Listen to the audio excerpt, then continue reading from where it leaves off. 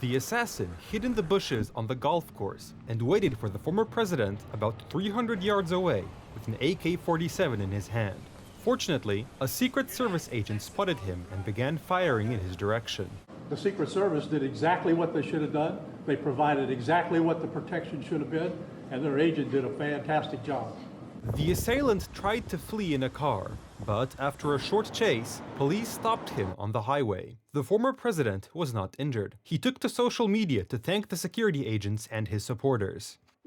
I would like to thank everyone for their concern and good wishes. It was certainly an interesting day. Moments after this assassination attempt, Republican vice presidential candidate J.D. Vance spoke with Donald Trump. I'm glad President Trump is safe. I spoke with him before the news broke and he was, amazingly, in good spirits. Still much we don't know, but I'll be hugging my kids extra tight tonight and saying a prayer of gratitude. The would-be assassin turned out to be 58-year-old Ryan Wesley Ruth, a North Carolina worker who has been actively involved in helping Kiev since the start of the war in Ukraine. So far, we don't know what his motive was, but we do know that he prepared professionally for the attack. He had an AK-47 with a scope, extra magazines, and a GoPro camera to most likely film the attack on the former president. If bullets had reached Donald Trump there, he would have had a rather slim chance of coming out unscathed. Even if he was not killed, his injuries would have been serious. The assassination attempt was condemned by President Joe Biden and his vice president and Democratic nominee, Kamala Harris.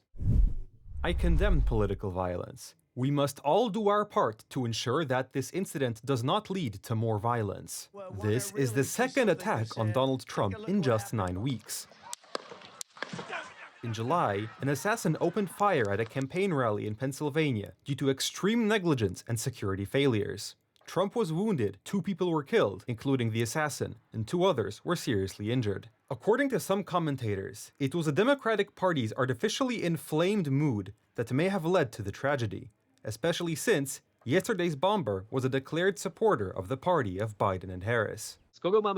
Since we're dealing with another Hitler, how many of us haven't dreamed of going back in time and preventing history from unfolding as it did in Germany in the 1930s?